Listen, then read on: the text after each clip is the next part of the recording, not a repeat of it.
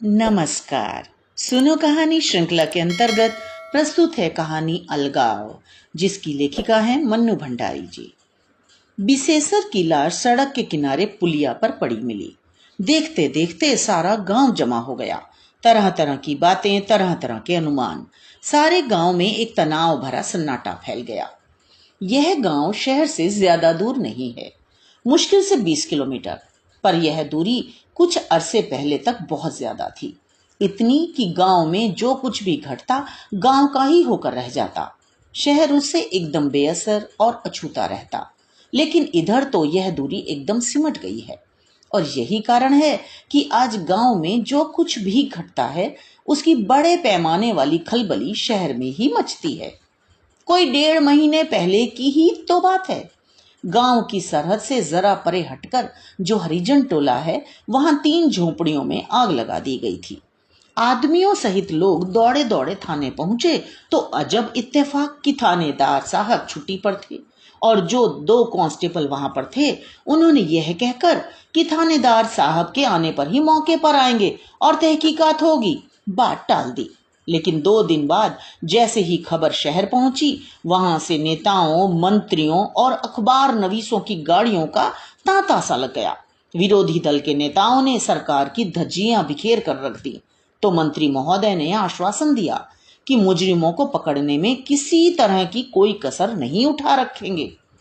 आग से उठने वाली धूल के बादल तो एक ही दिन में बिला गए, पर शहर से आने वाली गाड़ियों से उठने वाली धूल के बादल और भाषणों की अनुगूंज कई दिनों तक वहां मंडराती रही।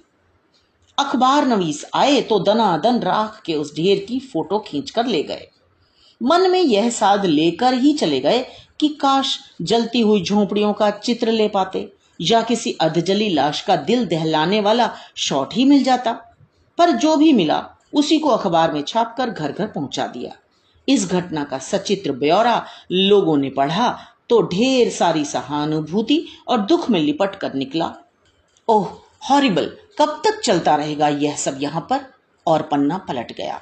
थोड़ी देर बाद गांव वालों की जिंदगियों की तरह ही अखबार भी रद्दी के ढेर में जा पड़ा।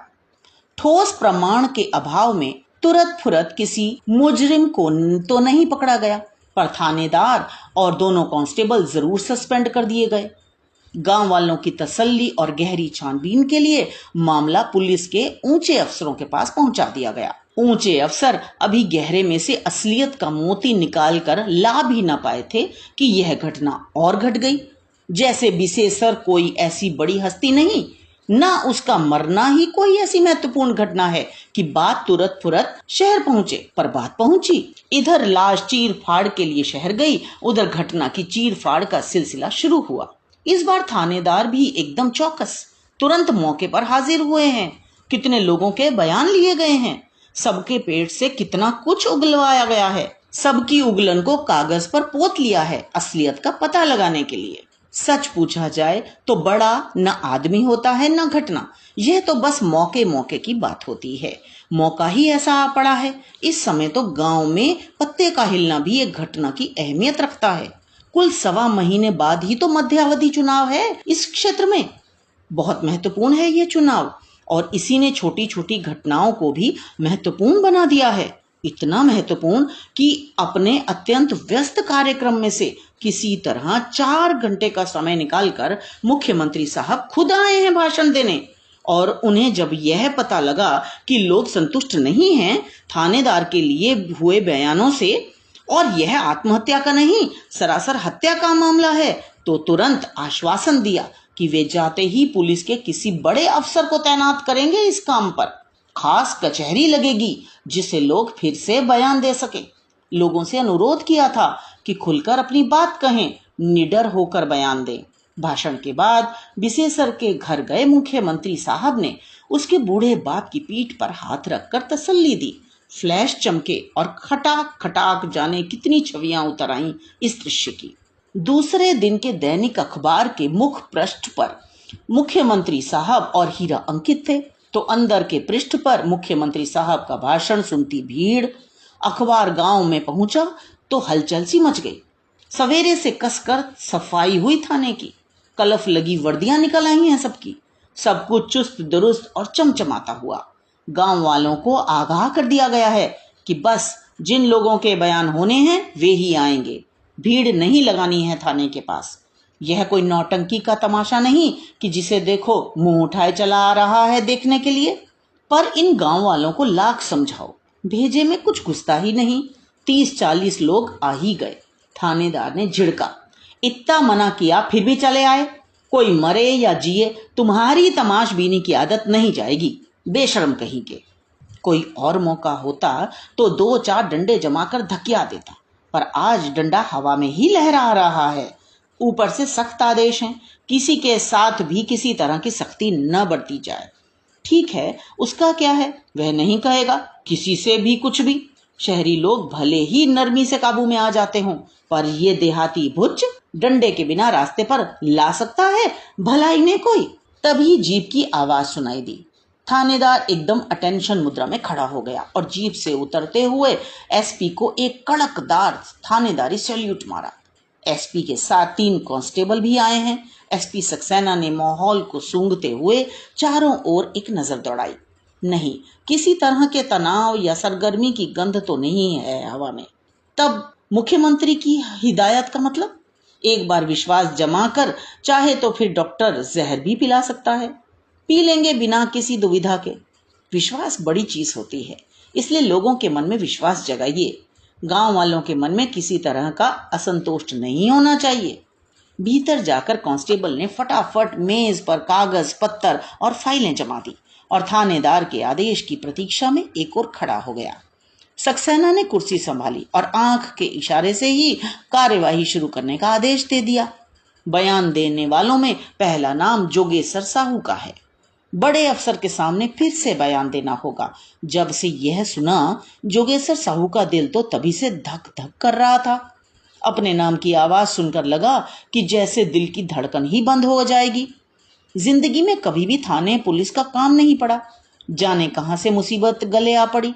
पता नहीं किस बुरी साइट में बिस्सू की लाश देख ली। थरथराते कदमों से वह भीतर घुसा और कांपते हुए ही उसने नमस्कार किया। सक्सेना ने एक बार ऊपर से नीचे तक उसका मुआयना किया और फिर अपनी कार्यवाही शुरू की। नाम, उम्र और पेशे की कार्यवाही की खाना पूर्ति करने के पश्चात पहला प्रश्न आया, तुमने विशेषर की लाश किस समय देखी? यही कोई 4:30 का समय रहा होगा सरकार। उस समय तुम उधर क्या करने गए थे? जी, दिशा मैदान के लिए उसी रास्ते जाना पड़ता है। उस समय तो अंधेरा रहा होगा, फिर दूर से ही तुम्हें कैसे पता लग गया कि पुलिया पर लेटा आदमी मरा हुआ है? नहीं, बिल्कुल पता नहीं लगा साहब, लग रहा था जैसे आदमी सो रहा है। फिर पुलिया के नीचे नाला है ना साहब, मुझे लगा करवट ली तो गिर पड़ेगा ये आदमी, जाकर चेता दूं। पास जाकर देखा कि अरे यह तो बिस्सू है। मरने की बात तो तब भी पता नहीं लगी, वह तो जगाने के लिए जैसे ही मैंने छुआ। कलम चल रही है सक्सेना की। मैं तो भला करने गया था साहब और मैं ही फंस गया। पर सच कहता हूँ सरकार, इस सारे मामले में मेरा कोई कसूर नहीं। मुझे तो ना बिस्सू से कुछ लेना देना, ना बिस्सू की मौत से। जितनी बात पूछी जाए उसी का जवाब दो। लिखते लिखते ही सक्सेना ने कहा। हाँ, ज्यादा बकबक करने की जरूरत नहीं। थानेदार ने गुड़का तो सक्सेना ने हाथ के हल्के से इशारे से उसे भी चुप करा दिया। बिस्सू को जानते थे तुम? जी, गांव में सभी तो एक दूसरे को जानते हैं। छोटी जगह है, ना चाहो तो भी जानना ही पड़ता है। बड़ी कातरता से जोगेश्वर ने बिस्सू को जानने की अपनी मजबूरी बताई। किस तरह का लड़का था बिस्सू? अरे एकदम सिरफिरा साहब, हम तो कहें सारे गांव वालों के लिए बला था। सक्सेना ने सिरफिरे को रेखांकित किया। सिरफिरे से तुम्हारा क्या मतलब है? पागल था? गांव वालों को परेशान करता था? सक्सेना ने नजर जोगेश्वर के चेहरे पर गड़ाकर पूछा। नजर के पैनेपन से हकबका गया जोगेश्वर, गले से आवाज नहीं निकली। बोलो बोलो, हौसला बंधाते हुए सक्सेना ने कहा। और क्या, पागल तो था ही। आप ही सोचिए, दिमाग खराब नहीं होगा तो कुछ काम धाम करेगा जवान आदमी, धंधा रोजगार करेगा, 4 पैसा कमाएगा। पर सो सब कुछ नहीं, वह हरिजन टोला में घुमा करता था आवारों की तरह। ये कोई समझदार आदमी का काम है भला? पागल और आवारा रेखांकित। हरिजन टोला में क्या करता था सारे दिन? क्या करेगा, खुद तो कुछ करता नहीं था, मजदूरों को और भड़काया करता था कि तुम काम मत करो, मालिक से झगड़ा करो। वही सब पागलपन की बातें। एक क्षण चुप रहकर बात को दूसरी ओर मोड़ा सक्सेना ने। जब तुमने लाश देखी तो आसपास किसी और आदमी को भी देखा था, घूमते टहलते या कुछ और करते? नहीं साहब, किसी को नहीं देखा। निपट सन्नाटा था वहां। कोई चीज देखी वहां, जैसे कोई डंडा, चाकू, पिस्तौल या कोई भी ऐसी चीज जिससे मारा जा सके? नहीं साहब, हमने नहीं देखा कुछ। हम क्यों इतनी छानबीन करेंगे, हमें क्या मतलब? अच्छा, लाश देखने के बाद तुमने क्या किया? करना क्या था साहब, मैं तो एकदम डर गया।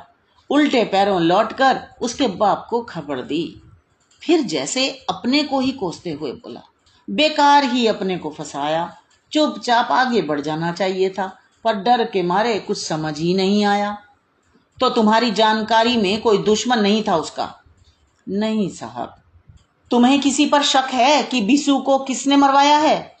हम क्यों झूठ मूठ किसी पर शक करेंगे। अच्छा, तुम क्या सोचते हो, तुम्हारी राय में बिसू की मौत कैसे हुई? हमें नहीं मालूम।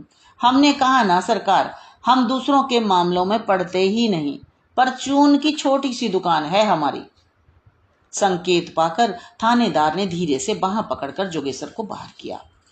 किस तरह का आदमी है ये? सक्सेना ने पूछा। बहुत सीधा और भला आदमी है सर, एकदम गऊ। सक्सेना ने वहीं विराम लगा दिया। हीरा को बुलवाओ। थोड़ी देर में हीरा लाठी टेकता हुआ धीरे धीरे आया। उसका छोटा भाई गणेशी भी साथ आया, पर जैसे ही वे भीतर घुसने लगे थानेदार ने टोक दिया, बस सिर्फ हीरा अंदर आएगा। आने दो सरकार, बिस्वा की मौत ने बहुत थका दिया है दद्दा को, मेरे रहते थोड़ा हौसला रहेगा, याचना करते हुए गणेशी ने कहा। हौसले का क्या करना है, यहाँ कोई, आने दो उसे भी। सक्सेना ने थानेदार की कड़क आवाज को वहीं रोक दिया। सक्सेना ने जल्दी से नाम, जाति, उम्र आदि भर दिए पिछले बयान में से।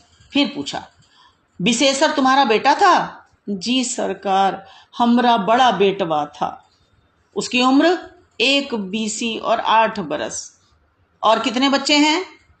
ओकर पाछे ही 1 बिटिया और सबसे छोटा बेटवा सिद्धेसर पढ़ता है 8 दर्जा में।